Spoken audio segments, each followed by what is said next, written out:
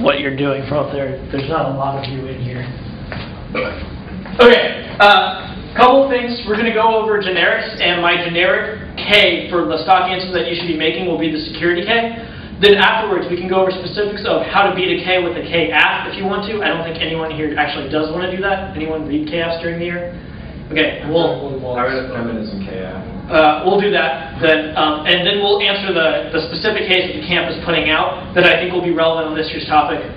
We'll mostly go over the frontier K because I think it's the best negative argument on the topic in terms of critiques, because that case actually got extremely good literature.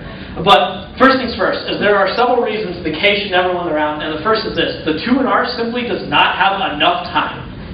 That is the main reason you will win every single round, and that is why your 2AC should be set up in this way. The specific arguments that you should make against Ks, like author index, etc., should actually be at the very bottom of your 2AC, because most of them will be wholly irrelevant.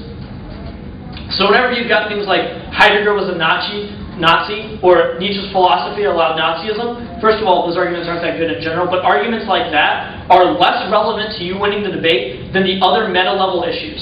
So things like util, realism, dominance inevitable, power inevitable, those arguments are so much more important than Nietzsche allowed Nazism than you can imagine. Nietzsche allowed Nazism is an alternative impact turn. It's an impact turn to the alt that says your alternative would lead to this and that is bad. If you don't win the util debate, it doesn't matter if Nietzsche allowed Nazism, because you have not won that we should prefer life counts over things like guilt and not being able to feel good at the end of the day. In terms of the security K, they'll make a couple arguments about feelings of insecurity or anxiety. You have a constant drive to create a perfect world that will never come because the world will never be complete, and international relations dictates that there will always be chaos in the world. You cannot create a perfect world, so you will hate yourself for it. Valuable life. That argument. If you don't win util, it doesn't matter because you cannot win the debate. So first argument, at every single 2AC on the K, hands down, except a theory issue, will be util. Your first substantive argument will be utilitarianism. That is your way to get back to square one against the security K, against the Nietzsche K, against the Heidegger K. RF matters. Second thing, your AF matters. That's what also will win you the debate. Impact turns and case outweighs are 2 entirely separate arguments unless they're literally reading the opposite of your AF. If your AF is hedge good and they say hedge bad as a K, like security, then yeah, impact turn and case outweighs are the same thing. But if you're reading the moon mining AF and they say security, case outweighs with an environmentalism impact is different than the impact turn. So case outweighs. Do not forget your AF. Util, extension of the AF. Our AF matters. Well, here's reasons why. Next thing you need to do is draw out the advantages you have that do not link to their arguments. You are reading the helium-3 AF. You have an environment advantage. What does that have to do with international relations? Hint, nothing. Absolutely nothing. No one cares about it. International relations is not relevant to whether or not we have the energy to stave off environmental destruction because of things like CO2 emissions produced by coal and electricity generation. Seriously. So, whenever you're doing your 2AC, util, life count matter, second argument, case outweighs. First is hegemony. Do your impact turn to the out here because you're doing your hedge debate. Second, environmentalism. They have not read a link to this argument. It means that even if you think hegemony is bad, we outweigh because we allow fusion technologies to get back to the earth, and those can create cooperative international arrangements where you can trade fusion technologies to other nations. That prevents environmental destruction. There is no nation we would go to war with because of emissions. Literally has never happened in the history of ever. Doesn't link to their argument, means they can win the entirety of the pieces of their argument. If we win a more clear internal link chain to extinction because of our environment scenario, there's no reason to prefer the alternative. Okay? Next thing that you should do. Meta-level issue after util. What are they? Anyone know how Ks win? Ks win by cheating. What are the other arguments they will make besides util doesn't matter? Epistemology first? Ontology first? Yeah. Anybody know what those mean? Because I don't. Epistemology is like the way you see the world. No, it's the study of how you come to know the things you know. It's the study of knowledge. Ontology is the study of being. Yeah, what does that mean? The study of how you came to be who you are. Wrong. Actually, ontology is closer to the first thing you said. Ontology is the way we orient ourselves towards the world. So in terms of security K, arguments like Dylan and Judarian are ontology arguments that we have created ourselves in a culture of fear towards the environment that is chaotic in nature. That's an ontology argument. We orient ourselves or our beings towards the world in a way that tries to reduce chaos. So you need to get back to the level square in those arguments. You have the first argument, RF matters, extension of the F, and then no, you can't cheat. If they haven't made arguments in the 1C, if they haven't said epistemology, if they haven't said the word ontology, you can literally say, don't let them make epistemology arguments. This wasn't in the 1C. If they do, we get to read answers in the 1AR. That may or may not be a bad idea depending on the structure of the round. Sometimes the 1AR will be more time for us than the 2ACs. Sometimes you have the extra time to read that card to preempt the argument. And sometimes they won't read the argument, so the preemption wasn't necessary. So, if it's like 5 off and one of them's a K, best choice right there is probably just say, let the 1AR handle it. They haven't made this argument yet. When they do, we'll answer it. If it's a 1-off argument, read it in the 2AC. Okay? Next thing, question the internal link of their argument. You now have, we get away RF is good, you can't cheat, and now this doesn't make any sense. Okay? Yes, you may be right that we are trying to create a secure world for us, the US, whenever we put a base on the moon. How does that mean we nuke China? I'm completely at utter loss for how this argument means we nuke China, or how space weaponization means that we have a preemptive war with China. Your argument is literally, we put satellites in space so we have early warning mechanism if someone launches an attack at us, those are likely to fail and cause an attack. 1, we had those for the Cold War. We were at much more heightened tensions with Russia during the Cold War than we are with China now. 2, China's going to launch a nuke at us. Why would we be worried that someone's going to attack us and then preemptively strike that country if we don't think they're already going to do it in the status quo? 3, if they are going to do it in the status quo, that probably means space mil is good. Right? Either China won't attack us, so we don't fear they'll attack us, or we do fear they'll attack us, therefore it's probably a good reason to stop them. If we fear they'll attack us, there's probably a good reason for that because scholars have determined that China has an offensive realist strategy that wants to try to take over the world. It means we should probably stop them from doing that because it'll mess all sorts of stuff up. Insert Thayer or Kagan card here. Like you have those in your 1AC. Do not forget about your 1AC. Do not forget that your 1AC provides a more coherent story to get to an impact than the K ever will. Seriously. They will never make more sense than you. That is just fact. Do not let them make more sense than you.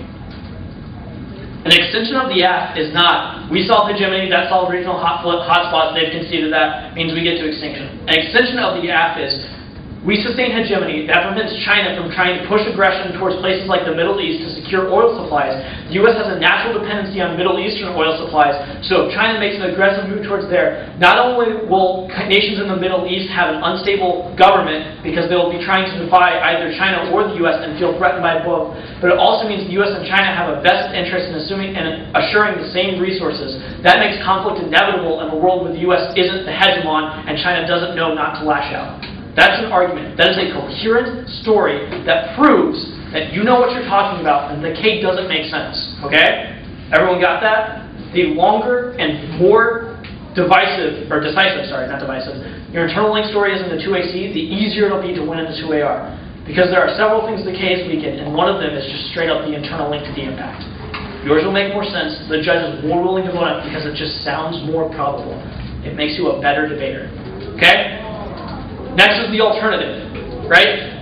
There are several ways to go about attacking alternative. First is the impact term. You say Nietzsche, I say Nietzsche leads to Nazism because he says we don't give anything. Or Nietzsche's a nihilist. Or Heidegger means that we can never read, right? Those arguments. Those are impact terms to the alternative, and in my opinion, some of the worst ones.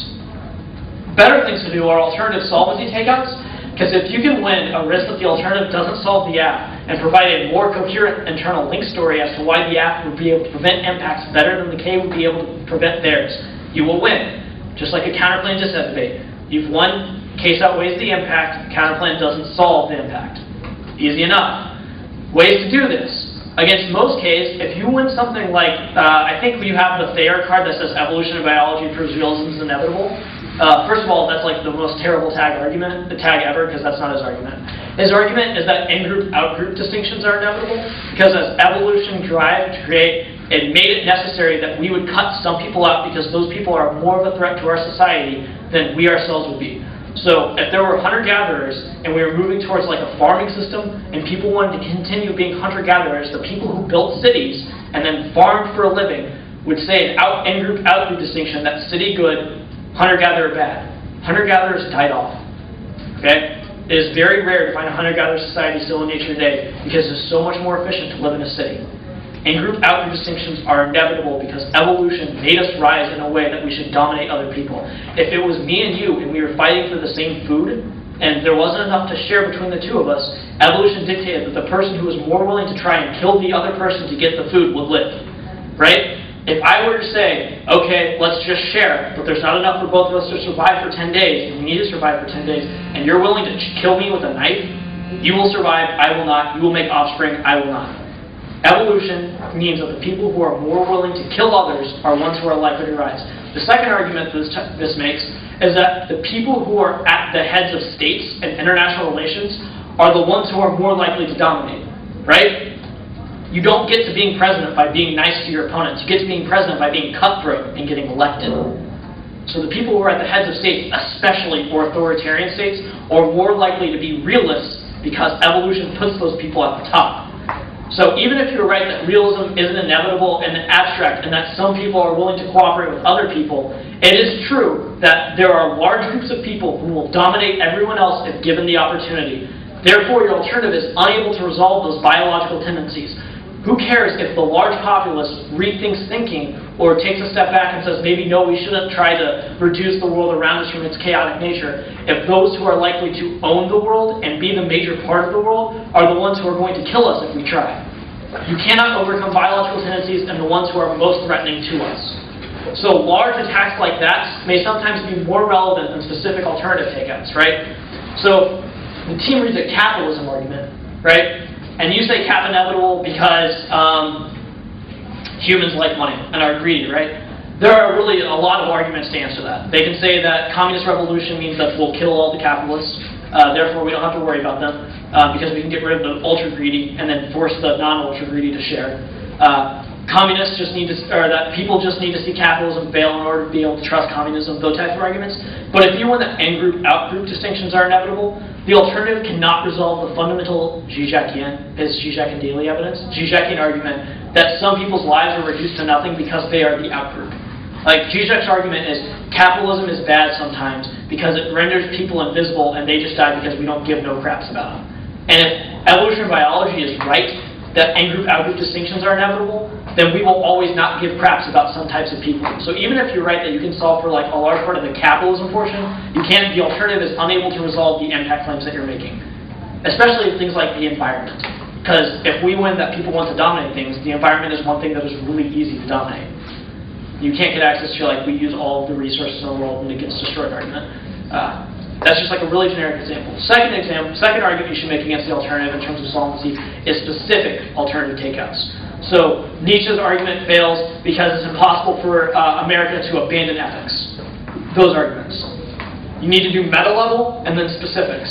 So if you only have time, read Thayer or those types of arguments, then cap inevitable. We can't move away from ethics.